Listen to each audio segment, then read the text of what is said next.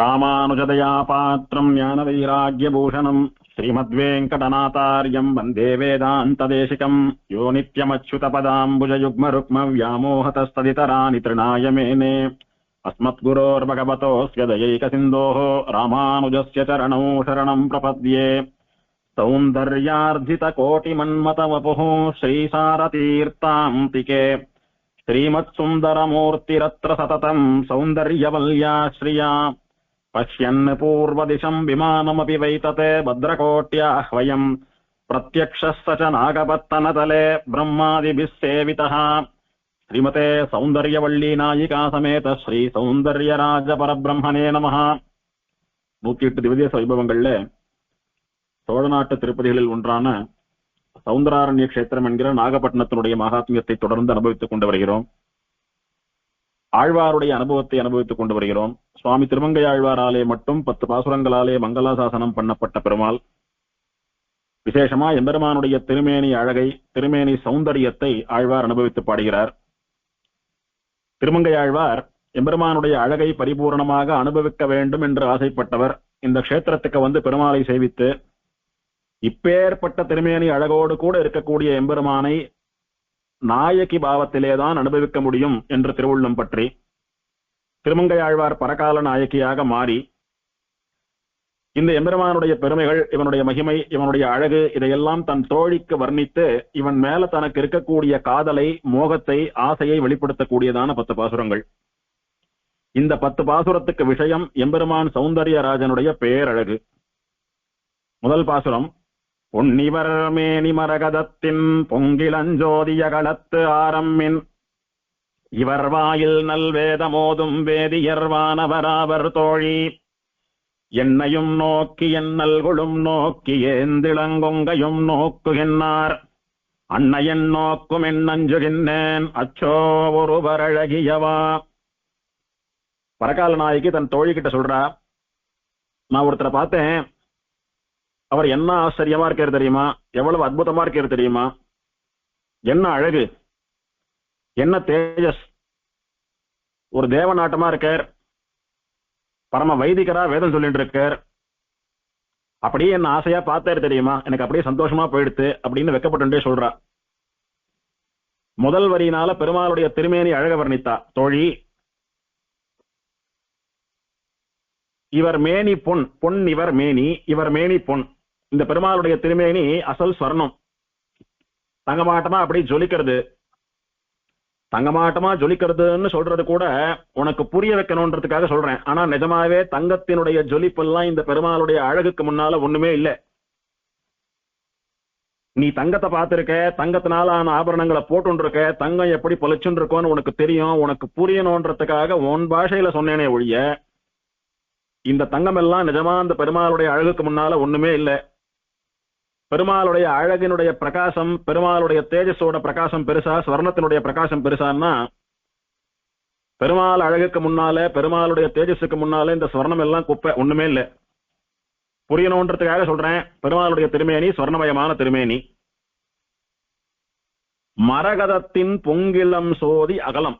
அகலம் அப்படின்னா அகன்று விரிந்திருக்கக்கூடிய பெருமாளுடைய திருமார்பகங்கள். எந்த திருமார்பிலே ஸ்ரீவத்சம்னு சொல்லக்கூடிய மறு இருக்கிறதோ, எந்த திருமார்பிலே பிராட்டியானவள் வசிக்கிறாளோ, எந்த திருமார்பை பெருமாள் மலர் மார்பா அப்படின்னு மலர்ந்த மார்புகளாக மலை போல கடினமா வச்சுருக்கானோ, எந்த திருமார்பாலே பல ராட்சசர்களை, பல அசுரர்களை மோதி கொன்றானோ, அப்பேற்பட்ட எம்பெருமானுடைய அகலம், திருமேனி அகல மார்பு இருக்கு. அது எப்பேற்பட்டதா இருக்குன்னா மரகதத்தின் பொங்கு இளம் சோதி. மரகத பச்சைய போல இருக்கு, மரகத ரத்தனத்தை போல இருக்கு. பாழடைந்து ஸ்கிராச்சஸ் எல்லாம் விழுந்து கீழே பலமுறை விழுந்து அடிபட்ட பழைய மரகத ஆபரணத்தை போல இல்ல, பொங்கு இளம் சோதி. இப்போதான் மரகத ரத்தனத்தை வெட்டி எடுத்துட்டு வந்து நல்லா பலபலான்னு பாலிஷ் பண்ணி அதுல திருவாபரணம் பண்ணினா அதனுடையதான ஜோதி தேஜஸ் எப்படி அப்படி கண்ணை பறிக்கிறாப்புல இருக்குமோ, அந்த மாதிரி பச்சை மரகதத்தினுடைய புத்தம் புது ஒளிய போல இருக்கான் பெருமாளுடைய திருமார்பு. மலை இருக்க, அந்த மலை எப்படி இருக்கும், கம்பீரமா அகலமா இருக்கும். அந்த மாதிரி பெருமாளுடைய மார்பம் மலையாட்டமா கம்பீரமா அகலமா இருக்கணும்னா, மலை மேல மோதினா மோதரவாதான் அழிஞ்சு போயிடுவா, மலை கம்பீரமா இருக்கும். அந்த மாதிரி பெருமாள் திருமார்போடு மோதக்கூடிய துஷ்டா எல்லாம் இவாதான் அழிஞ்சு போவா, பெருமாள் என்னைக்கு இருப்பார். மலையை பார்த்தா என்ன கலர்ல இருக்கு? கரும்பச்சையில இருக்கு. மரகதத்தினுடைய கலரும் ஒண்ணுதான், மலையனுடைய கலரும் ஒண்ணுதான். அதனால மலை போல கடினமா ஸ்திரமாக இருக்கக்கூடிய பெருமாளுடைய மார்பை மரகத பச்சைன்னு வர்ணிக்கிறார். இப்பதான் பெருமாளுடைய திருமேனி ஸ்வர்ணம் பொன்மேனின்னு சொன்னார், இப்ப மரகத பச்சைன்னு சொல்றாரு. அப்படின்னா எம்பெருமானுடைய திருமேனி பலவிதமா பல நிறங்களிலே இருக்கும். உற்சவர் அனுபவிக்கிறச்ச பொன்னிவர் மேனின்னு சொர்ணமயமான பெருமாள் அனுபவிக்கிறார். இன்னைக்கும் பெருமாளை போய் சேவித்தா தங்கமாட்டமா ஜொலிச்சுட்டு இருக்கார் பெருமாள். ஆழ்வாருக்கு ஏற்படுறதோ இல்லையோ நமக்கே பெருமாளை சேர்த்து கட்டிக்கணும் போல ஏற்படக்கூடிய அனுபவம் இருக்கிறது. நாகப்பட்டினத்துல உற்சவர் சௌந்தர்யராஜனை நாக அழகியார சேவித்தோமானா அப்படியே குழந்தையாட்டமா பெருமாளை பார்த்த மாத்திரத்துல சேர்த்து கட்டிக்கணும்னு தோன்றது. அத்தனை அழகு சொட்டுறது பெருமாளுடைய முகத்துல. எல்லா உற்சவர்களிலும் பேரழகன் இந்த பெருமாள்னு கூட சொல்லலாம், அப்படி ஒரு அழகு. அதே மூலவர் அனுபவிக்கிற போது கரும்பச்சையா கருப்பா நீல நிறமா பெருமாள் ஆச்சரியமா மரகத மலையை போல அவனுடைய மார்பு சேவை சாதிக்கிறதுன்னு அனுபவிக்கலாம். அந்த அகலத்து, அகலம் அப்படின்னா மார்பு, அகலத்துன்னா மார்பில், ஆரம், ஆரம் அப்படின்னா ஹாரம், கழுத்துல போட்டுக்கக்கூடிய செயினோ நெக்லஸோ, எம்பெருமான் கழுத்துல போட்டுக்கக்கூடியதான மாலை, ஸ்வர்ணத்தினாலான ஒரு ஆபரணம். அது எப்படி இருக்குன்னா மின்னலை போல பிரகாசிக்கிறது. நல்லா மழை வரப்போறது, ஆகாசம் வானம் எப்படி இருக்கு? நல்ல கருநீலமா இருக்கணும். அந்த கருநீலமான வானத்திலே, இருண்ட வானத்திலே மின்னல் வந்ததுன்னா எத்தனை பொலிச்சுன்னு கண்ண கூசராப்புல ஜம்முன்னு தெரியறது, ஜொலிக்கிறது ஒரு க்ஷணம். வருவது ஒரு க்ஷணமா இருந்தாலும் அந்த கருப்பு பேக்ரவுண்ட்ல நல்லா ஸ்வர்ணமயமா இருக்கக்கூடிய மின்னல் எப்படி பொலிச்சுன்னு தெரியறது. அந்த மாதிரி பெருமாள் கருப்பு மலையாட்டமா கருப்பு மேகமாட்டமா இருந்துட்டு இருக்கு பெருமாளுடைய மார்பு. அதுல ஸ்வர்ணத்தினாலான இந்த ஆபரணமானது அப்படி மின்னலை போல கண்ணை பொறிக்கிறது. மின் அப்படின்னா பிரகாசம், ஸ்வயம் பிரகாசம். அதாவது நித்திய சூரிகளான தேவர்கள் வைஜெயந்தின்னு சொல்லக்கூடிய வனமாலை என்ன, ஸ்ரீவத்சம்னு சொல்லக்கூடிய மரு என்ன, ஜீவரத்னம்னு சொல்லக்கூடிய நாயக ரத்னம் என்ன, கௌஸ்துப ரத்னம்னு சொல்றோம். இவாள்லாம் பெருமாளுடைய திருவாபரணங்களா இருந்தாலும் இவாள நித்திய சூரிகள்.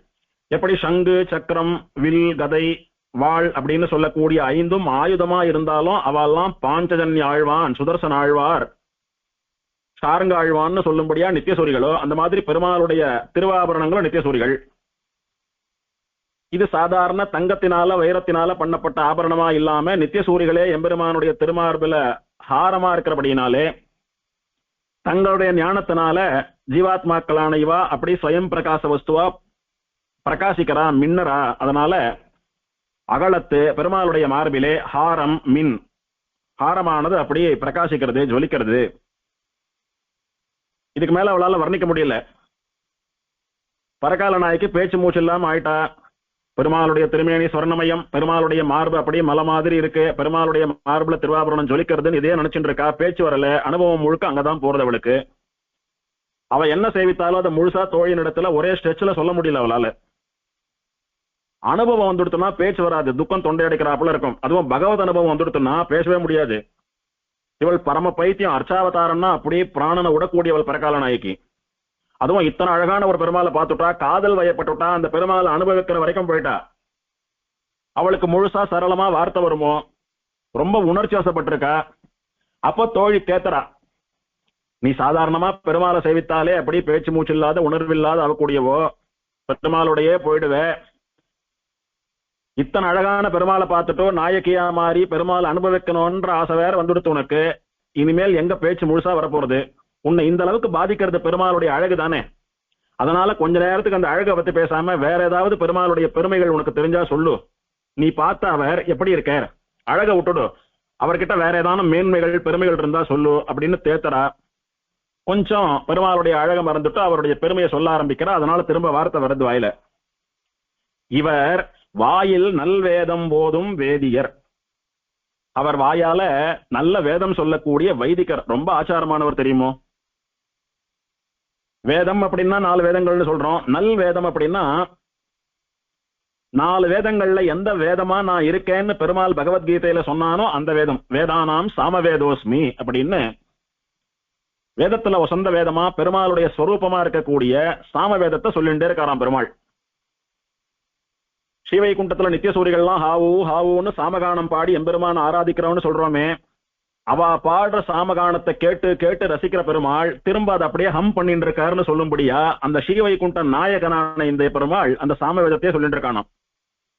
அவர் வாயில் நல் வேதமோதும் வேதியர் அந்த பெருமாள் எப்போதும் தன் வாயாலே சாமவேதம் சொல்லக்கூடிய வேதாத்தியனம் பண்ணிட்டு ஆச்சாரமா வேதம் சொல்லிட்டு இருக்கிறவர். இங்க ஒரு அனுபவம், பெருமாளை சேவித்தா அந்த மாதிரி பெருமாளை நீ சேவிக்காத போயிட்டியே, அவர் எப்படி இருந்தார் தெரியுமா அப்படின்னு தோழிக்கு வர்ணிச்சுட்டு இருக்கா. அப்ப என்ன அர்த்தம்? இவ பெருமாள் கிட்ட இருந்து கொஞ்சம் தள்ளி வந்துட்டா. இப்போ பெருமாள் பக்கத்துல, பெருமாள் முன்னால இல்ல.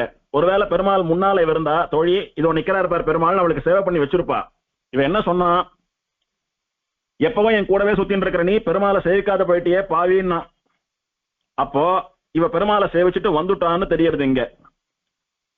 அப்ப பெருமாளை எங்கேயோ சேவித்தா, இப்ப தோழி கூட இருக்கா, பக்கத்துல பெருமாள் இல்ல. அப்ப என்ன சொல்லணும்? அவர் எப்படி இருந்தார் தெரியுமா, அவருடைய உடம்பு என்ன கலர் தெரியுமா, அவர் வாயால வேதம் சொல்லிட்டு இருந்தார் தெரியுமா அப்படின்னு அவர் அவர் அவர்னு தான் சொல்லணும். ஆனா என்ன சொல்றா இங்க, இவர்னு சொல்றா. இவர்னா யாரு? நம்ம கண்ணு முன்னாடி நிக்கிறவாளா இருக்கணும், இல்ல நமக்கு பக்கத்துல இருக்கிறவாளா இருந்தா இவர்னு சொல்லலாம், டினோட் பண்ணலாம் வாழ இவர் அப்படின்னு. ஆனா அவர்னு சொல்ல வேண்டியிருக்க இவர்னு சொல்றாளே. ஏன்னா இங்க ஒரு விசேஷமான அனுபவம். ஸ்ரீ வைஷ்ணவ மாமிகள்லாம் மாமாவை சொல்றச்ச எங்க ஆத்துக்காரர் அப்படின்னு சொல்றதை விட இவர் இவர்னு சொல்லிதான் பழக்கம். ஒரு மரியாதை நிமித்தமா பேர் சொல்லாம எங்க அகத்துக்காரர், எங்க ஆத்து மாமா அப்படின்னு எல்லாம் சொல்லாம இவர் இவர் அப்படின்னு மரியாதையா சொல்றது வழக்கம்.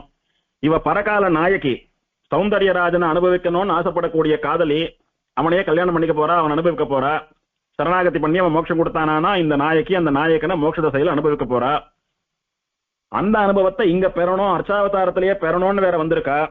அதனால வாழ்ந்தால் இவனோடுன்னு தீர்மானம் பண்ணிவிட்டா. அதனால தன் கணவனானபடியினாலே அந்த ஆச்சாரம் தோற்ற இவர்னு சொல்றான்னு அனுபவிக்கலாம். இவர் அப்படின்னா அவர் தான் நான் கல்யாணம் பண்ணிக்க போறேன், என் மனசுல இடம் பிடிச்சிட்டார், எங்க ஆத்து சுவாமி அவர், எனக்கு அவர் தான் சுவாமி, எனக்கு அவர் தான் நாதன், அவர் எப்போதும் வாயாலே சாமவேதத்தை சொல்லிட்டு இருக்கார் அப்படின்றார். வானவர் அவர் தோழி, நீ ஏதோ வேதம் சொல்லிட்டு இருக்கார் பிராமணர் அப்படின்னா மனுஷான்னு நினைச்சுக்காதே. எனக்கு என்னமா அவரை பார்த்தா மனுஷராட்டமா தெரியல, அது மனுஷ சரீரமே கிடையாது, மனுஷாளுடைய அழகே கிடையாது, அது மனுஷாளுடைய காம்பீரியமே கிடையாது. அவரை பார்த்தா எப்படி இருக்காரு தெரியுமா, தேவர்களாட்டமா இருக்கார். தேவர்கள் எல்லாம் சாஸ்திரம் புராணம் எல்லாம் வர்ணிக்கிறச்ச பஞ்சவிம்சதி வார்ஷிகால்னு சொல்லும். அதாவது எப்பவும் 25 வயசு இளைஞன் இளைஞியை போலவே இருப்பாளாம் தேவர்கள்லாம். இந்த பிரம்மாண்ணா பிதாமகன் தாத்தா வயசா எடுத்து தலை தாடி எல்லாம் நரைச்சு போயிடுத்துன்னு வெள்ளை வெள்ளையர்னு படத்துல எல்லாம் காட்டுறாள், அதெல்லாம் கற்பனை. தேவர்கள் எல்லாருமே இந்திரனோ சந்திரனோ அக்னியோ வாயுவோ வருணனோ யாரா இருந்தாலும் தேவர்கள் அப்படின்னாவே எப்போதும் 25 வயசை போல மிடுக்காதான் இருப்பாளாம். அந்த மாதிரி இவர் உடம்புல இளம அப்படி துள்றது, இளம துள்றதுன்னு சொல்ற இல்லையோ, அந்த மாதிரி இளம துள்றது பெருமாளுடைய திருமேனியில, அழகு சொட்டுறது. எப்போ பாரு ஸ்ரத்தையா சாமவேதம் சொல்லிட்டு இருக்காரு, ரொம்ப வயசானவர்லாம் நினைக்காத, ரொம்ப இளைஞர் தெரியுமா, அவரை மாதிரி இளைஞரை மனுஷால நான் பார்த்ததில்லை. வானவர் அவர் தோழி, வானவர் அப்படின்னா ஒன்னும் தேவரா இருக்கணும், இல்ல நித்திய சூரியா இருக்கணும் அப்படின்னு பெருமாளுடைய இளமையை பெருமாளுடைய அழக வர்ணித்தா. நீ சொல்ல சொல்ல எனக்கு ஆர்வம் ஜாஸ்தியாண்டே போறதுடி. சொர்ணமாட்டமா இருக்காருன்னு சொல்ற, மலையாட்டமா மார்புன்னு சொல்ற, மரகத மாட்டமா பிரகாசிக்கிறாருன்னு சொல்ற, திருவாபரணங்கள்லாம் சாத்திட்டு ஜொலிக்கிறாருன்னு வேற சொல்ற,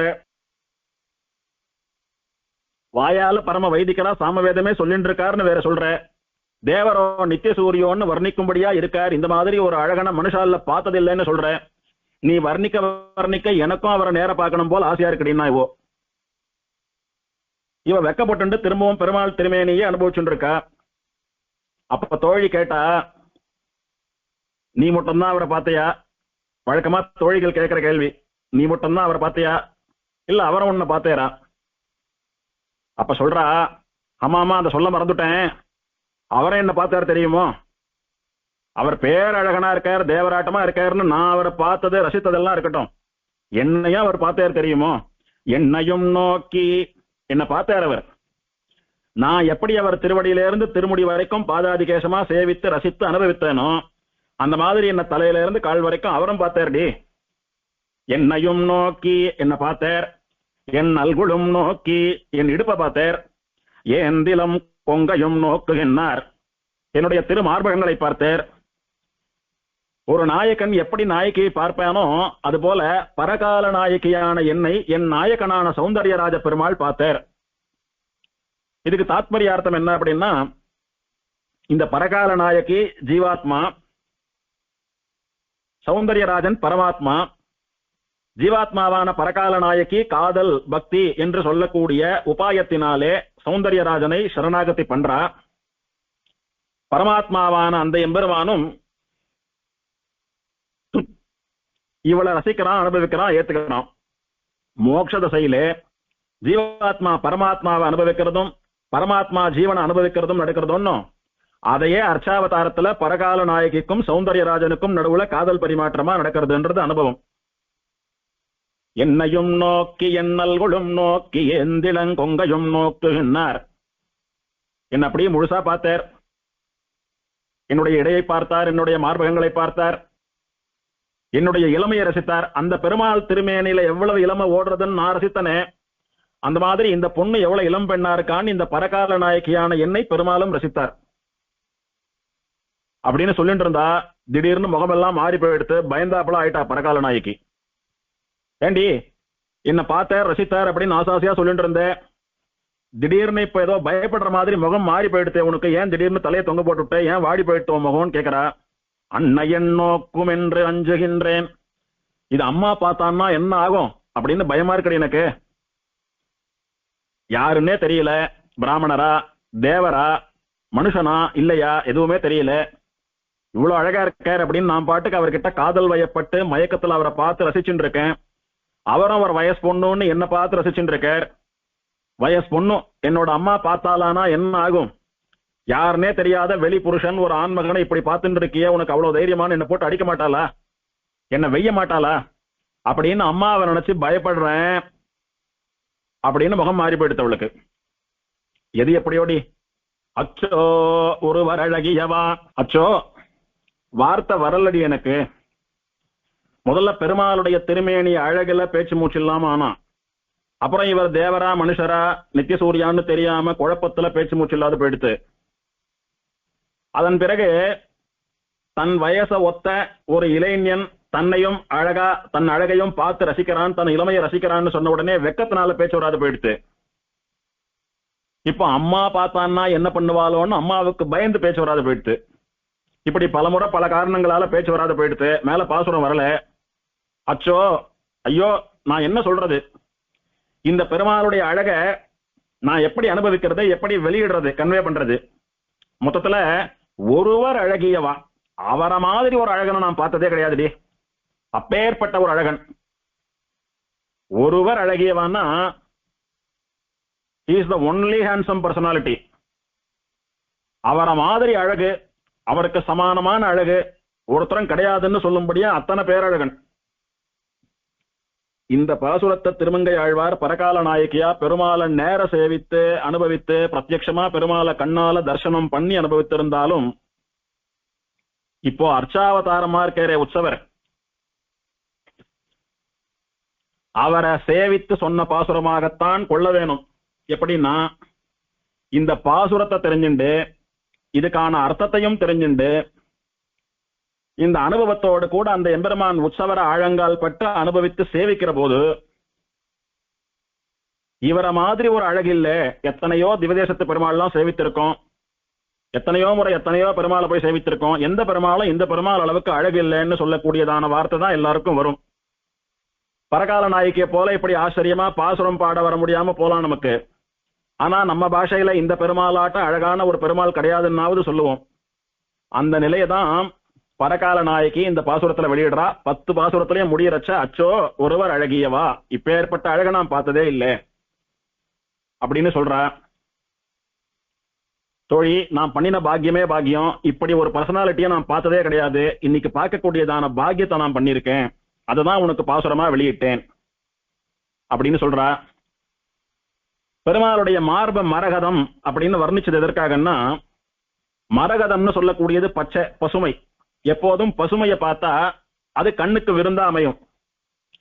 பச்சை பசேல்னு செடி கொடிகள், மலை, தோப்பு, துறவு, வனம் இதையெல்லாம் பாக்குறச்ச உடம்புல எத்தனை கஷ்டம் இருந்தாலும் மனசுல எத்தனை கஷ்டம் இருந்தாலும் அது அத்தனையும் போய் பார்த்த மாத்திரத்துல கண்ணுக்கு ரொம்ப குளிர்ச்சியா மனசுக்கு ரொம்ப ஹிதமா சந்தோஷமா அமையும். அந்த மாதிரி பெருமாளுடைய மரகதம் போல பச்சையா இருக்கிற திருமேனி இருக்கே, அதை சேவித்தோமானா நம்முடைய சம்சார தாபம் எல்லாம் போகக்கூடிய அளவுக்கு குளிர்விக்கிறதா அது. அப்படி ரொம்ப டென்ஷனா இருந்துட்டு இருக்கோம். அப்படி காட்டுல வனத்துல மலையில உலாத்தி வரைச்ச அந்த குளிர்ந்த காற்றுப்பட்டு, செடி கொடிகளுடைய குளிர்ந்த காற்றுப்பட்டு நம்முடைய சரீரத்தில் இருக்கிற உஷ்ணம் எல்லாம் குறையும். கண்ணால் அதெல்லாம் பார்த்து ரசிக்கிறச்ச மனசுல இருக்கக்கூடிய தாபம், டென்ஷன், கோபம் எல்லாம் போயிடும். அந்த மாதிரி பச்சை பசேல்னு செடி கொடிகளை போல மரகதமாட்டமா இருக்கக்கூடிய பெருமாளுடைய திருமார்பை, பெருமாளுடைய திருமேனியை ரசித்து சேவிக்கிற போது நம்ம ஆத்மாவினுடைய தாபங்கள்னு சொல்லக்கூடிய சம்சார தாபங்கள், நம்ம பாவங்கள் அத்தனையும் போயிடுறதாம். அதனாலதான் அந்த பசுமைக்கு சமானமா வர்ணித்து மரகதம் அப்படின்னு பெருமாளுடைய திருமேனியை வர்ணித்தா பரகால நாயகி. இத சுபாஸ்ரயம்னு சொல்றோம். சுபாஸ்ரயம் அப்படின்னா சேவித்த மாத்திரத்துல நமக்கு நல்லது பண்ணக்கூடியது. பக்தியா சேவிக்கிறோமோ இல்லையோ, பேருக்கு யாரோ கூட்டான் ஃபார்மாலிட்டிக்கு போய் சேவிச்சாலும் சரி, வேதமோ பிரபந்தமோ சொல்லி சேவிக்கிறோமோ இல்லையோ, ஸ்தோத்திரம் சொல்லி சேவிக்கிறோமோ இல்லையோ, முறையா சேவிக்கிறோமோ இல்லையோ, எது எப்படியோ நம்ம பார்வை பெருமாள் மேல பட்டுட்டாலே நம்முடைய பாவம் போறது. அதுக்கு மேல பெருமாளுடைய பார்வை நம்ம மேல பட்டா நமக்கு நல்லதெல்லாம் நடக்கிறது.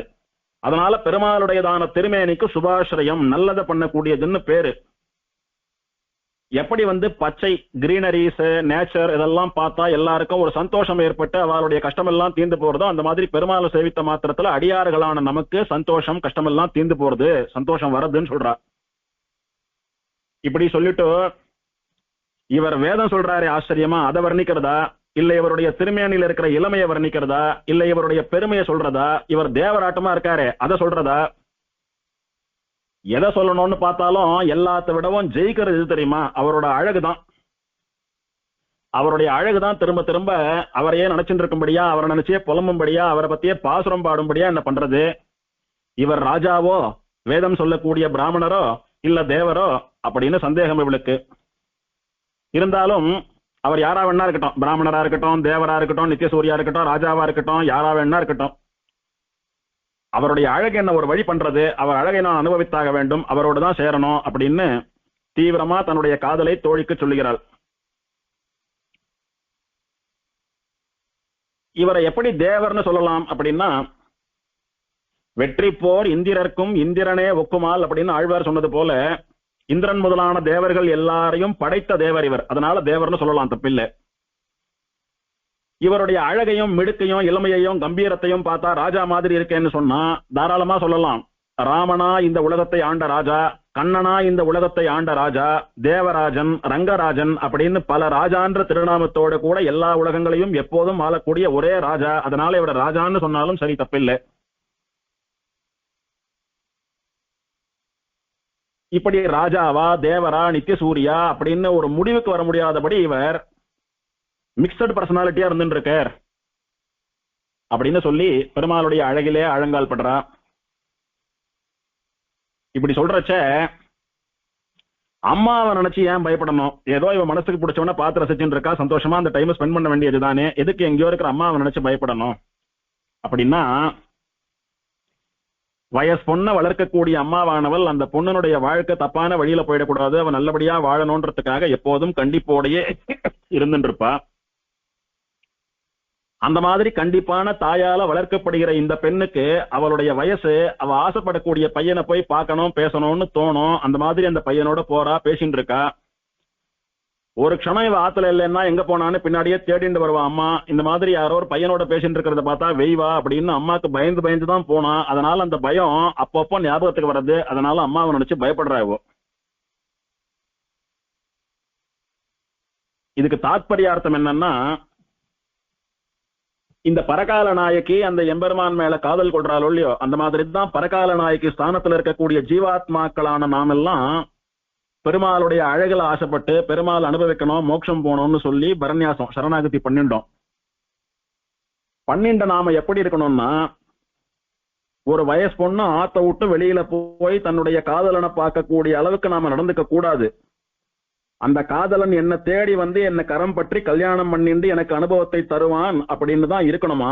அந்த மாதிரி ஒரு முறை சேவித்து பிரார்த்தித்து எனக்கு மோட்சம் கொடுன்னு சரணாகதி பண்ணிட்டேன், இனி ஒரு முறையும் மோட்சம் கொடுன்னு நான் பெருமாளை தேடிட்டு போய் கேட்க வேண்டிய அவசியம் இல்லை. நான் அன்னைக்கு பண்ணின பரநியாசத்துக்கு பலனா பெருமாள் தேடி வந்து எனக்கு மோட்சத்தை கொடுப்பார் அப்படின்னு சொல்லி ஆத்த விட்டு பையனை தேடிண்டு போற பொண்ணு போல இருக்கக்கூடாது. என் கணவர் என்னை தேடி வருவார் அப்படின்ற மகா விசுவாசத்தோட கூட பரநியாசம் பண்ணிண்டவா பெருமாள் எனக்கு தப்பாம மோட்சம் கொடுப்பான்னு இருக்கணும்ன்றது இதுக்கு தாத்பரிய அர்த்தம்.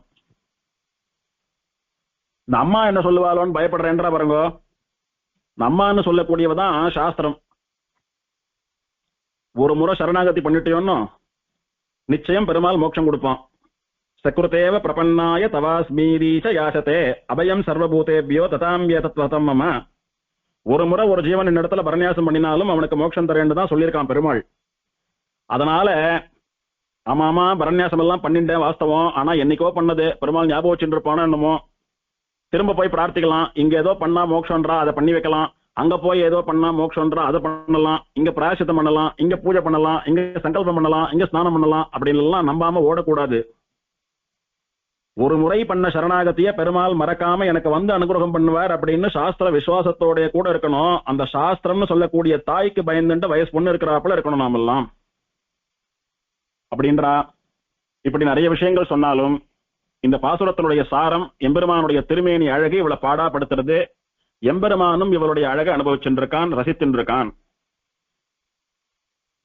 இரண்டாவது பாசுரத்துல தோடவிழ் நீலம் மனம் கொடுக்கும் சூழ் புனல் சூழ் குடந்தை கிடந்த சேடர் கொள் என்று தெரிக்க மாட்டேன், செஞ்சுடராழியும் சங்குமேந்தி பாடகமில்லடியார் வணங்க பன்மணி முத்தொடு இலங்கு சோதி ஆடகம் பூண்டொரு 4 தோளும் அச்சோ ஒருவர் அழகியவா.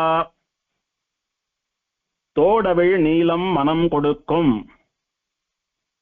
நீலம் அப்படின்னா நீலோத்பலம் அப்படின்னு சொல்லக்கூடியதான ஜலத்துல மலரக்கூடியதான தாமரைய போல நீல நிறத்தில் இருக்கக்கூடிய ஒரு புஷ்பம். தாமரையாட்டமா ஜலத்துல விளையும், நீல நிறத்துல இருக்கும். நீலோத்பலம் அப்படின்னு பேரு. உத்பலம் அப்படின்னா ஜலத்துல விளையக்கூடிய புஷ்பம், நீலோத்பலம்னா நீல நிறத்துல இருக்கிற புஷ்பம், நீல தாமரைன்னு வச்சுக்கலாம். தோடு அவிழ் நீலம் அப்படின்னா நிறைய இதழ்கள் மலர்ந்திருக்கிற நீலோத்பல புஷ்பம். தாமரை முட்டா இருக்கிறச்ச குவிந்திருக்கா, பாக்குறதுக்கு அப்படியே ரவுண்டா தெரியுது, ஒரு மாதிரி கோன் ஷேப்ல தெரியுது. அதுவே நன்னா மலர்ந்து விரிந்துதானா எத்தனை இதழ்கள் இருக்கோ அத்தனை இதழ்களையும் பரப்பிண்டு அப்படியே விசிறியாட்டமா மலர்ந்து இருக்கணும். அந்த மாதிரி நிறைய ஜலத்தை சாட்டு சூரியனை பார்த்த சந்தோஷத்துல அப்படியே மலர்ந்திருக்கிற நீலோத்பல புஷ்பங்கள்லாம் தோடவிழ் நீலம் மலர்ந்து அடர்ந்து நிறைய இதழ்களாக இருக்கக்கூடிய நீலோத்பல புஷ்பங்கள் எல்லாம் மனம் கொடுக்கும். மனம் அப்படின்னா வாசனை. அப்படி வாசனை அப்படி நாலா பக்கம் வீசுறதாம். இந்த நீலோத்பல புஷ்பம் அப்படி மலர்ந்துதானா அந்த வாசனை அப்படி சுத்தி இருக்கிற இடத்துக்கெல்லாம் பரவுறது. நீலோத்பலம் பூத்துடுத்தோ நல்ல வாசனை கமகமான்னு வருது காத்துலன்னு எல்லாரும் சந்தோஷப்படுறாங்க இருக்கிறவாள்லாம். அப்படி மலர்ந்து மனத்தை வீசக்கூடிய நீலோத்பல புஷ்பங்கள்லாம் சூழ்ந்து இருக்கக்கூடிய இடம்தான் சூழ் புனல் சூழ் குடந்தை. நிறைய தீர்த்தங்களாலே சூழப்பட்ட திருக்குடந்தைன்னு சொல்லக்கூடிய கும்பகோண திவதேசம். 2 காவிரி நதி என்ன, பல புண்ணிய தீர்த்தங்களான புஷ்கரணிகள் என்ன, சக்கர தீர்த்தம் என்ன, பொற்றாமரை என்ன, இப்படி பல தீர்த்தங்களாலே சூழப்பட்டது திருக்குடந்தைன்னு சொல்லக்கூடியதான திவதேசம். அந்த தீர்த்தங்களிலே இருக்கக்கூடிய நீலோத்பல புஷ்பங்கள்லாம் அப்படியே அடர்த்தியா வளர்ந்து மலர்ந்து வாசனையை வீசின்னு இருக்கு. அந்த குடந்தையிலே கும்பகோணத்திலே கிடந்த சேடர் கொள் என்று தெரிக்க மாட்டேன். கிடந்த அப்படின்னா படுத்துன்னு இருக்கிற சயனிச்சுன்னு இருக்கிறன்னு அர்த்தம்.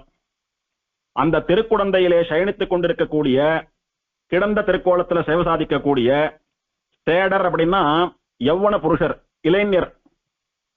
அவர் தான் இவரோ? பார்த்தா மனுஷனாட்டமா தெரியல, தேவனா நித்தியசூரியா ராஜாவான் எல்லாம் சந்தேகப்பட்டா. எங்கேயோ பார்த்தா மாதிரி இருக்கே, இதுக்கு முன்னாடி இந்த மாதிரி ஒரு அழகரை பார்த்திருக்கோமா எங்கேயானோ, இவ்வளவு அழகான ஒரு பையனை இதுக்கு முன்னாடி பார்த்திருக்கோமான்னு யோசிச்சுட்டே வரா. இவ்வளவு அழகான பர்சனாலிட்டி இதுக்கு முன்னாடி எங்கெல்லாம் பார்த்திருக்கோம்னு யோசிச்சுட்டே போறச்ச இதுக்கு முன்னாடி திருக்குடந்தையில அமுதனை சேவிச்சாலும் அமுதனுடைய அழகு அனுபவிச்சாலும் அது ஞாபகத்துக்கு வரது இவளுக்கு. ஒருவேளை அந்த திருக்குடந்தையில சயனிச்சுட்டு இருக்காரே சாரங்கபாணின்னு அந்த பெருமாள் தானோ இவர்? சூழ் புன்னல் சூழ் குடந்தை கிடந்த சேடர்கொள். அந்த கும்பகோணத்துல படுத்துட்டு இருக்கிற இளைஞனும் இதுல இருந்து என்ன தெரிகிறது? அங்க சயனிச்சுட்டு இருக்கிற பெருமாளும் யுவா யௌவன புருஷர். அவருடைய திருமேனியும் ரொம்ப இளமையான திருமேனி. அதுதான் ஏற்கனவே சொன்ன அடியன். தேவதைகள் எல்லாருமே 25 வயசு இளைஞர்களை போலத்தான் இருப்பா. அதுலயும் பெருமாள் நித்திய யுவா, ரொம்பவும் இளமையானவன். அர்ச்சாவதாரமா இருந்தாலும் பெருமாளுடைய திருமேனியில இளமையை அனுபவிக்கலாம், சேவிக்கலாம், உணர முடியும். அதுவும் ஆச்சரியமா அப்படியே ஒய்யாரமா பெருமாள் ஸ்டைலா ஒரு கையை தூக்கி தலைக்கு வச்சுண்டு தலையை நிமித்துண்டு அப்படியே பெருமாள் ஒய்யாரமா சயனிச்சுட்டு இருக்கிற அந்த உத்தான சயனம் இருக்கே, என்ன மிடுக்கு, என்ன காம்பீரியம், என்ன இளமை, என்ன அழகு ரசம் சுற்றுறது திருக்குடந்தையில. அந்த இளைஞர் தான் இங்க வந்து நின்றுட்டு இருக்காரோ, திருக்குடந்தையில படுத்துட்டு இருக்கிற அந்த வயசு பையன் தான் இங்க நாகப்பட்டினத்துல வந்து நின்றுட்டு இருக்கானோ என்று தெரிவிக்க மாட்டேன் அப்படின்னு ஒரு முடிவுக்கும் வர முடியல என்னால அப்படின்னு சந்தேகப்படுறனே ஒழிய, ஆமா ஆமா கும்பகோணத்து பெருமாள் தான் இங்க நின்றுட்டு இருக்காரு என்னால சொல்ல முடியலையே. அப்படி ஒரு அழகா இருக்கு பெருமாள் யாருன்னு தெரியாம என்ன குழப்பறாரு. செஞ்சுடராழியும் சங்குமேந்தி அப்படி சேப்பா நன்னா பிரகாசிச்சுட்டு இருக்கிற, அப்படி கோடி சூரியர்களை விடவும் அழகா ஜொலிக்கிற சுடராழி ஜோதிஸ்வரூபமான சுதர்சனன்னு சொல்லக்கூடிய சக்கரத்தை கையிலே ஏந்தி கொண்டிருக்கிறார். சங்கும் பாஞ்சஜன்யம்னு சொல்லக்கூடிய வெளுப்பான சங்கு பிடிச்சுருக்கார். செஞ்சுடராடியும் சங்கும் ஏந்தி சுதர்சன சக்கரத்தையும் பாஞ்சஜன்யம்னு சொல்லக்கூடிய சங்கையும் ஏந்தி கொண்டிருக்கிறார். பாடகம் மெல்லடியார் வணங்க. பாடகம் மெல்லடியார் அப்படின்னா அடியார் அப்படின்னா பக்தா, பாடகம் மெல்லடியார் அப்படின்னா தங்களுடைய பாதத்திற்கு கடகம்னு சொல்லக்கூடியதான கொலுச போட்டு இருக்கிற மென்மையான பாதங்களை உடைய பெண்கள், அழகான இளம் பெண்கள். அவ காலுக்கு மேலும் அழகு சேர்ப்பது போல ஆச்சரியமான கொலுசு தண்டை இதெல்லாம் போட்டு இருக்கலாம். அதற்கு பாத கடகம் அப்படின்னு பேரு. தமிழ்ல பாடகம்னு பேரு. பாடகம்னா காலுக்கு போட்டுக் கொள்ளக்கூடியதான ஆபரணம், காலுக்கு அழகு பண்ணி கொள்ளக்கூடியதான கொலுசோ தண்டையோ அதுக்கு பாடகம்னு பேரு. அந்த பாடகத்தை போட்டு காலை அழகுபடுத்தின்னு இருக்கிற அழகான கால்களை உடைய பெண்கள் வணங்க சேவிக்கிறா, சேவிக்கும்படியா படுத்துட்டு இருக்கான், நின்றுட்டு இருக்கான்.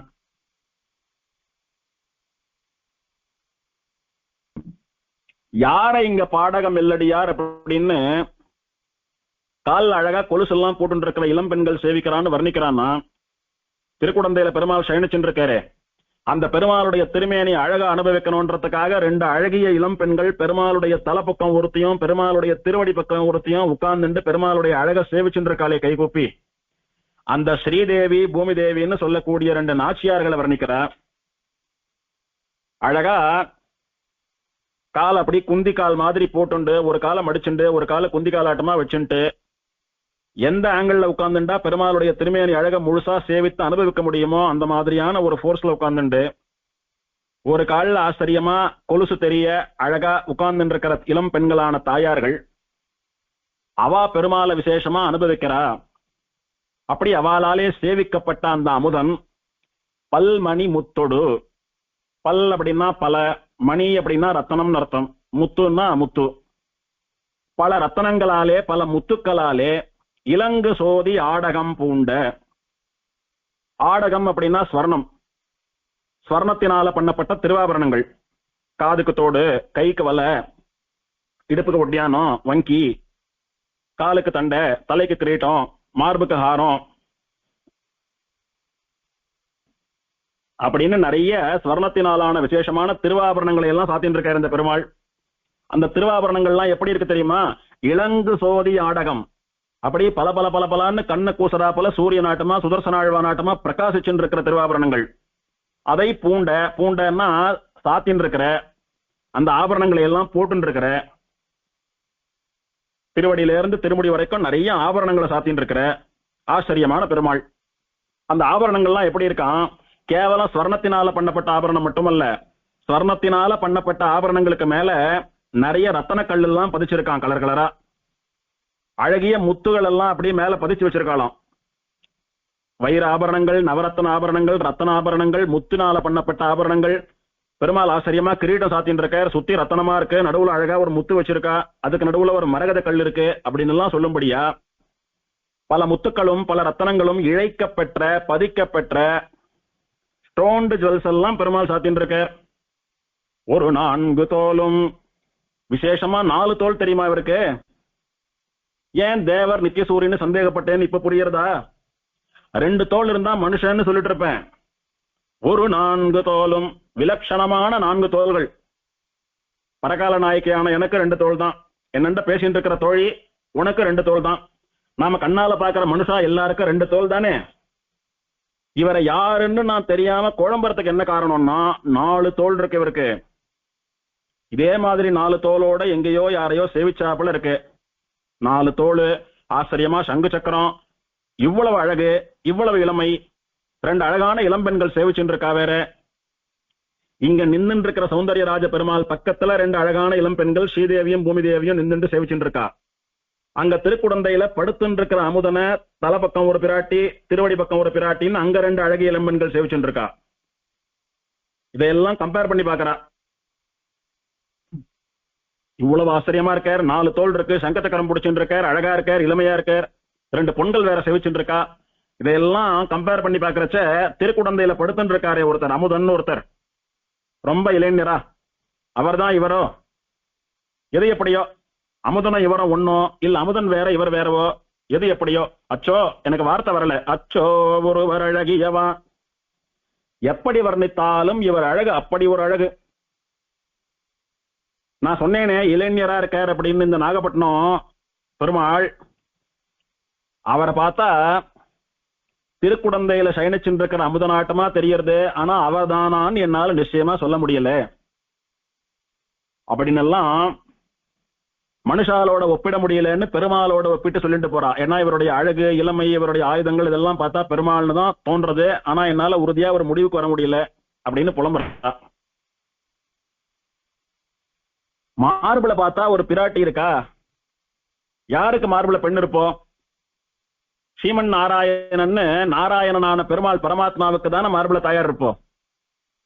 இவர் மார்புல திருமகள்னு சொல்லக்கூடிய தாயார் வியூகலட்சுமி இருக்கிறத பார்த்தா இவர் ஸ்ரீமன் நாராயணனோன்னு தான் தோன்றது எனக்கு.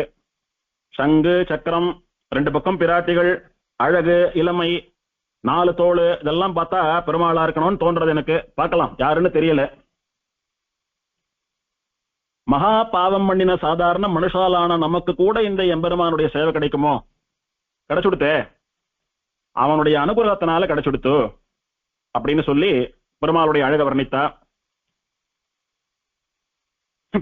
3வது பாசுரத்தினால வேற எங்கேயோ கூட இவரை பார்த்த மாதிரி இருக்கே அப்படின்னு இன்னொரு பெருமாள் மேல மனசு போறது. எங்க போறது? விசேஷமா இன்னொரு திவதேசத்துக்கு இவருடைய மனசு போறது. எங்கன்னா திருமெய்யம்னு சொல்லக்கூடிய திவதேசம். திருமெய்யத்துல பெரிய பெருமாளா, பள்ளி கொண்ட பெருமாளா ரங்கநாதனா செயலிச்சுட்டு இருக்காரு.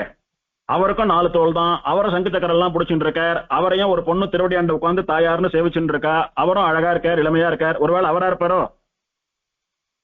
அதே கோவில்ல 4 தோளோட சங்கு சக்கரங்களை எல்லாம் ஏந்திண்டு 2 பக்கம் 2 அழகான இளம்பெண்கள் ஸ்ரீதேவி பூமிதேவி உட்கார்ந்து இருக்கிற மாதிரி மார்புல லட்சுமியோடு கூட அழகா ஒரு இளைஞர் உட்கார்ந்து இருக்கார், சத்தியமூர்த்தின்னு பேரு. ஒருவேளை அவரா இருப்பாரோ?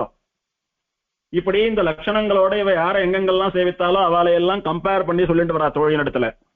வேயிருஞ்சோலை விலங்கல் சூழ்ந்த மெய்யமனாலர் இவ்வையமெல்லாம் தாயின நாயகராவர் தோழி தாமரை கண்கள் இருந்தவாறு சேயிருங்குண்ணம் திகழ்ந்ததொப்பச் செவ்வியமாகி மலர்ந்த சோதி 1000 தோளொடு இலங்கு போனும் அச்சோ ஒருவரழகியவா. தோழி, வேயிரும் சோலை விலங்கல் சூழ்ந்த மெய்ய மணாலர். வேய் அப்படின்னா மூங்கில், இரும் சோலைன்னா பெரிய சோலைகள், பெரிய வனம், தோப்பு. இரும் சோலைன்னா பரந்த, எங்கு பார்த்தாலும் சோலைகளாவே தெரியறதான் திருமையம் திவதேசத்துல பெருமாளை சுத்தி. திருமையத்துல ஆச்சரியமா குடைவரை கோயில் பெருமாள் எழுந்தருளி இருக்க. அந்த மலை உச்சில இருந்து பார்த்தா சுத்தி மூங்கில் காடா தெரியறதான். எங்க பாரு மூங்கில் வனம் தான். மூங்கில் வனங்களுக்கு நடுவே பெருமாள் சேவை சாதிக்கிறார். அப்படி இரும் சோலை, மூங்கில் சோலை ரொம்ப பெருசா இருக்கு, அதுக்கு நடுவுல பெருமாள் இருக்கார். விலங்கல் அப்படின்னா மலைன்னு அர்த்தம், சின்ன மலை, குன்று. திருமலையாட்டமா பெரிய மலை இல்ல, சின்ன மலை, குன்று. காஞ்சிபுரம் மலையாட்டமா, திருப்பேர் நகர் மலையாட்டமா சின்ன மலை. சுத்தி மூங்கில் காடுகள், நடுவுல ஒரு சின்ன மலை சூழ்ந்த அந்த மூங்கில் காடுகளாலே சூழப்பட்ட அந்த மலைக்கு மேல, எந்த மலைக்கு மேல? மெய்யம், திருமெய்யம்னு சொல்லக்கூடிய மலைக்கு மேல மணாலர், மணவாள பிள்ளையா, அழகிய மணவாளனா, கல்யாண பிள்ளையா, புது மாப்பிள்ளையாட்டமா ஒருத்தர் படுத்துட்டு இருக்கார், உட்கார்ந்துட்டு இருக்கார். இவ்வையமெல்லாம் தாயின நாயகராவர். அவர் யாருன்னு சொல்லட்டுமா? இவ்வையமெல்லாம் தாயின நாயகர். இந்த உலகங்களுக்கெல்லாம் நான் தான் சுவாமி, இந்த உலகங்கள்லாம் எனக்கு தான் சொந்தம் அப்படின்னு சொல்லி திருவிக்கிரமாவதாரத்துல பெரிய திருமேனியோடு கூட வளர்ந்து தன்னுடைய திருவடியாலே அளந்து எல்லா லோகங்களையும் தனக்கு சொந்தமாக்கி கொண்ட ஹீரோ. யாருக்கு நாயகர் அப்படின்னா எல்லாருக்கும் நாயகர். எனக்கும் நாயகர், உனக்கும் நாயகர், இந்த வையம் இந்த உலகத்திற்கே நாயகர், அந்த சராச்சரங்களுக்கும் நாயகர், எல்லாத்துக்கும் இவர் தான் சொந்தக்காரர்னு சொல்றது போல திருவிக்கிரமாவதாரத்துல எல்லாத்தையும் தன் திருவடியால அளந்து எனக்கு சொந்தம்னு காட்டினர். அவர்தான் அவ்வளோ பெரிய திருமேனியோட திருமயத்துல சயனிச்சுட்டு இருக்கார். அப்படியே கம்பீரமா மலையாட்டமா திருமயத்துல உட்கார்ந்து இருக்கிற சத்தியமூர்த்தி பெருமாள். அவருடைய தாமரை கண்கள் இருக்கே, என்ன அழகு தெரியுமா? தாமரை கண்கள் இருந்தவாறு. அவருடைய கண்ணு தாமரை போல இருக்கே, அந்த கண் அழக நான் எப்படி வர்ணிப்பேன்? இன்னைக்கும் சத்தியமூர்த்தி பெருமாளை போய் சேவித்தோமானா அவர் கண் அழகுல மனசு அப்படியே பறி கொடுத்துடுவோம். கண்ணங்கரேன்று இருப்பார் பெருமாள், தைலம் எல்லாம் சாத்தின்ட்டு கண்மலர் எல்லாம் சாத்தின்ட்டு அந்த கருப்பு திருமேனியில கண்மலர் சாத்தின்ட்டு பெருமாள் சேவை சாதிக்கக்கூடிய அழக பாக்குறச்ச அப்படியே மனசு பறி போகும். நமக்கே அப்படி இருக்குன்னா ஆழ்வாருக்கு எப்படி இருக்கும்? ஆழ்வார் சொல்றார், பரகால நாயகி சொல்றா, தாமரை கண்கள் இருந்தவாறு. பெருமாளுடைய தாமரை போல அந்த கர்ண, அப்பா எப்படி வர்ணிப்பேன்? வர்ணிக்க வார்த்தை இல்லை. அந்த கண்ணழகெல்லாம் நீ நேர சேவித்தாதான் புரியும் உனக்கு. எப்படி பிள்ளை உறங்காவெள்ளிதாசர் பெரிய பெருமாளுடைய திருக்கண் அழகை சேவிக்காத வரைக்கும் தன் மனைவி கண்ணா அழகுன்னு நினைச்சுட்டு அவளுக்கு கொடை பிடிச்சுட்டு சுத்தின்னு இருந்தேரோ, அந்த மாதிரிதான் பெருமாளுடைய கண்ணழகை அனுபவிக்காத வரைக்கும் வேற ஏதேதோ அழகுன்னு நாம எல்லாம் சுத்தின்னு இருப்போம். அந்த பெருமாளுடைய தாமரை கண்களை சேவித்தாதான் நமக்கு உண்மையான அழகு எதுன்னு தெரியும். அவன் கண் வசியத்துல மயங்கி அவனை சரணாகதி பண்ணி மோட்சம் போவோம். தாமரை கண்கள் இருந்தவாறு தேயிரும் குன்றம் திகழ்ந்ததொப்ப செவ்வியவாகி மலர்ந்த சோதி. தேய் இரும் குன்றம் அப்படின்னா ஓங்கி உயரமா அகலமா பெருசா இருக்கக்கூடிய மலைன்னு அர்த்தம். எதுன்னா அந்த எம்பெருமானுடைய தோள்கள், பெருமாளுடைய ரெண்டு தோளும் எப்படி இருக்கான்? ரெண்டு பெரிய மலை போல இருக்கான். ஒரு தோலை பார்த்தா திருமலையாட்டமா இருக்கு, ஒரு தோலை பார்த்தா திருமாலிருஞ்சோல மலையாட்டமா இருக்கு. சேய் இரும் குன்றம், நல்ல செம்மையா செழிப்பா பசுமையா இருக்கக்கூடிய மலை போல கம்பீரமா ஓங்கி வளர்ந்திருக்கக்கூடிய மலையாட்டமா இருக்கு பெருமாளுடைய ரெண்டு தோள்களும். செவ்வியமாகி மலர்ந்த சோதி. இப்படி அழகான தாமரை கண்கள் என்ன, உலகத்தையே அளந்த திருவடிகள் என்ன, மலை போல கம்பீரமாக இருக்கக்கூடிய ரெண்டு தோள்கள் என்ன, இதோடு கூட மூங்கில் காடுகளுக்கு நடுவே மெய்யம்னு சொல்லக்கூடிய மலையில இந்த பெருமாள் சேவை சாதிக்கிறார். தேயிரும் குன்னம் திகழ்ந்ததொப்ப செவ்வியவாகி மலர்ந்த சோதி. தோளெல்லாம் மலை போல இருக்குன்னு சொல்ற, கரடு முரடான ஆசாமியா இருப்பாரோ, பார்த்தா ஒரு பயம் வருமோ, ஒரு நடுக்கம் வருமோ அப்படின்னு நினைக்காத. மலர்ந்த சோதி, பெருமாளுடைய கண்ணு, பெருமாளுடைய முகம், பெருமாளுடைய புன்னகை இதெல்லாம் பார்த்தா மலர்ந்த தாமரை பூவாட்டமா ஜொலிக்கிறார் பெருமாள். அப்படி தேஜஸ் நம்மளை சொட்ட வைக்கிறது. அப்படி நான் எவ்வளவு கம்பீரமா ஆயுதங்கள்லாம் வச்சுட்டு மலை போல தோலெல்லாம் வச்சுட்டு கடுமையா உட்கார்ந்துட்டு இருக்கேன், எல்லா லோகத்துக்கும் நான் தான் சுவாமின்றதுனால பயந்துடாதே, எங்கிட்ட வராத போயிடாதே, குழந்தைய வா அப்படின்னு சொல்றது போல தத்தி தத்தி தவழ்ந்து வர குழந்தைய ஒரு தாயாரானவள் மலர்ந்த முகத்தோட வரவேற்கிறார். அந்த மாதிரி தன்னுடைய முகத்துல புன்னகையோடு கூட பெருமாள் நம்மள வாங்குவோன்னு வரவேற்கிறார். இங்கே ஆயிரம் தோளோடு இலங்கு பூணும், ஆயிரம் தோள்களோடு கூட இலங்கு பூண். பூண் அப்படின்னா திருவாபரணம், இலங்குன்னா பிரகாசிக்கிற திருவாபரணங்கள், பல பலன் இருக்கிற திருவாபரணங்கள் 1000 தோள்லயே சாத்தின்னு இருக்காராம். இது என்ன சுவாமி இப்பதான் 2 தோள் அப்படின்னு சொன்னா, 2 தோளோடு கூட பெருமாள் ஆச்சரியமா உட்கார்ந்து இருக்காருன்னு சொன்னா உடனே 1000 தோள்னு மாத்தி பேசுறாளே அப்படின்னா, பொதுவா சொல்லுவோமோ இல்லையோ, என்ன அழகு தெரியுமா பெருமாள்? பெருமாளுடைய அழக சேவிக்கிறதுக்கு 2 கண்ணு போராது, 1000 கண்ணு வேணும்னு சொல்றோமோ இல்லையோ, அந்த மாதிரி பெருமாளுடைய தோல் அழகு எப்படி இருக்கான்? 2 கண்ணு போராது இந்த பெருமாளுடைய 2 தோலை சேவிக்கிறதுக்கு, 1000 கண்ணு வேணும்னு சொல்லும்படியா அழகா இருக்கிறபடினால வார்த்தை தடுமாறி 1000 தோல்னு வந்துட்டான். இந்த 2 தோலை சேவிக்கிறதுக்கு 2 கண்ணு போராது, 1000 கண்கள் வேணும். 1000 கண்ணு இருந்தா கூட 2 தோளுடைய அழக முழுசா சேவிக்க முடியாது. அல்லது பெருமாளுக்கு சகஸ்ர சீர்ஷா புருஷா சகஸ்ராட்சா சகஸ்ரபாத் அப்படின்னு 1000 தலைகள், 1000 கண்கள், 1000 தோள்கள், 1000 திருவடிகள் எல்லாம் சொல்றாளே, அது அத்தனையும் இந்த பெருமாளுக்குத்தானே உண்டு. அதெல்லாம் அனுபவிக்கிறதுக்கு நமக்கு 2 கண்ணு போருமா? 1000 தோலை அனுபவிக்கணும்னா 1000 கண்ணு வேணும். 1000 கண்ணு நமக்கு எப்படி வரும்? பெருமாளுக்கு வேணா வரும், நமக்கு வருமா? அப்போ 1000 உருவங்களை எடுத்துக்கொண்டு நாம தனித்தனியா பார்த்து ரசிக்கும்படியா இருக்கான் ஒரு தோளும். அப்படி 1000 தோளோடு இலங்கு போனும், அத்தனை திருத்தோள்களிலும் திருவாபரணங்களை சாத்திக் கொண்டு அப்படியே பெருமாள் பிரகாசிக்கிறார். சுத்தி மூங்கில் காடு, நடுவுல ஒரு மலை, மலைக்கு மேல 2 மலையாட்டமா தோலை வச்சுண்டு சங்க சக்கரத்தை எல்லாம் புடிச்சுண்டு தாமரை கண்ணோடு கூட நிறைய திருவாபரணங்களை சாத்திண்டு பாக்குறதுக்கு 1000 கண்ணு கூட போராதுன்னு சொல்லும்படியான ஒரு அழகோடைய கூட சத்தியமூர்த்தி பெருமாள் திருமெய்ய மலையில மணவாளரா மாப்பிள்ளையா நின்று இருக்க. அங்க உட்கார்ந்துண்டும் படுத்துண்டும் சேவை சாதிக்கிற பெருமாள் தான் இங்க வந்து நாகப்பட்டினம் சௌந்தரராஜ பெருமாளா நின்று இருக்காரோ அப்படின்னு சொல்றது போல இருக்கிறது இவருடைய உருவம். திரும்ப திரும்ப எனக்கு தெளிவான ஒரு முடிவுக்கு வர முடியல. திருக்குடந்தையில சயனிச்சுட்டு இருக்கிற அமுதனா, திருமையத்துல உட்கார்ந்து இருக்கிற பெருமாளா, யாருன்னு தெரியல. ஆனா உன்னுடைய தோழி இந்த 2 கண்ணால அவருடைய மொத்த அழகையும் சேவிச்சிட முடியாது. 1000 கண் இருந்தாலும் அவர் அழகை சேவிக்க முடியாது. அச்சோ, வார்த்தை வரல. ஒருவர் அழகியவா, இப்பேற்பட்ட அழகை நான் சேவித்ததில்லை அப்படின்னு சொல்லி பெருமாள் திருமேனி அழக அப்படியே வர்ணிச்சுட்டே போறா.